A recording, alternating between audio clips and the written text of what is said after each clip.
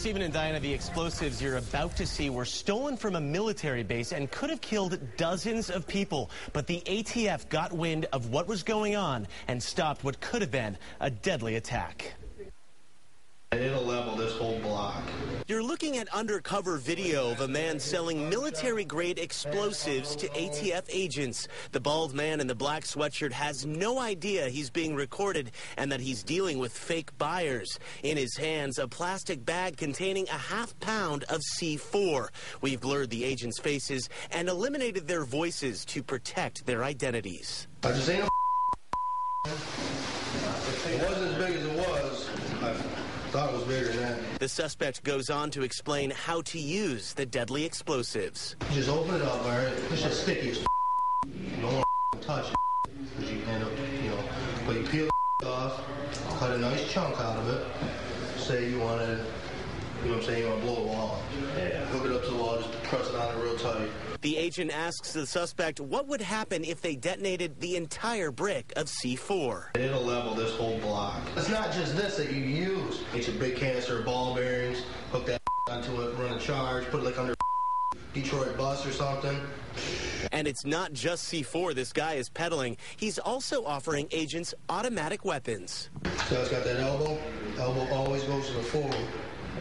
Always goes in the front.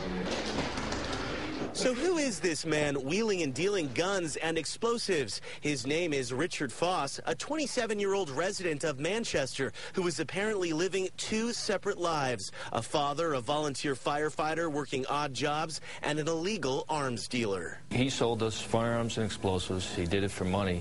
It was clear he didn't care who he was selling them to. Special Agent Thomas Brandon is in charge of the Alcohol, Tobacco, Firearms, and Explosives Division in Detroit. Brandon says his agents tracked Foss during a long-term investigation of illegal arms dealings in southeast Michigan.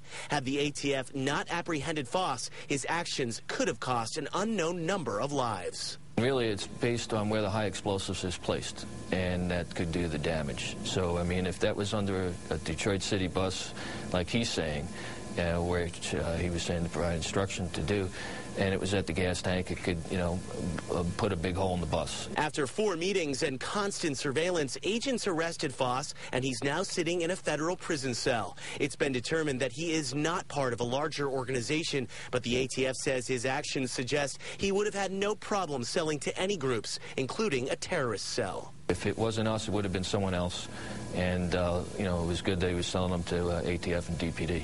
At Foss's last meeting with the ATF before he was arrested, he was planning a trip to buy more explosives. I'm going down. I think I'm leaving tomorrow. I'm going to go get some grenades.